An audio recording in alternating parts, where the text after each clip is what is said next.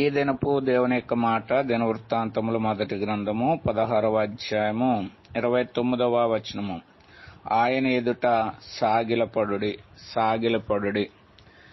ఆయనకొక్కడికే మనము సాగిలపడదగినటువంటి వాడు. ఎందుకంటే ఆయన మనల్ని సృజించిన వాడు, మనల్ని దినదినము పోషిస్తున్నటువంటి వాడు, మనల్ని నడిపించేటువంటి దేవుడు. కాబట్టి ఆయనకొక్కడికే మనము సాగిలపడవలసినటువంటి వారంగా ఉండాలి. లోకంలో ఇంకెవరికి సాగిలపడవలసినటువంటి పని లేదు.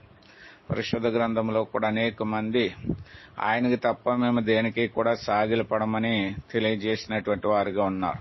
షడ్రక్ మెషక్ అబేద్నెగో అనేటువంటి వారు కూడా మేము ఈ యొక్క విగ్రహానికి సాగిలపడము అని వారు తీర్మానం కలిగినటువంటి వారుగా ఉన్నారు. కాబట్టి మనము కూడా అట్టి తీర్మానం కలిగి ఉంటే వారి పక్షంగా గొప్ప కార్యం చేసిన దేవుడు మన జీవితంలో కూడా గొప్ప కార్యం చేస్తాడు. అటువంటి తీర్మానం కలిగి దేవుడి యొద్ద నుండి గొప్ప కార్యాలు పొందుదుముగాక.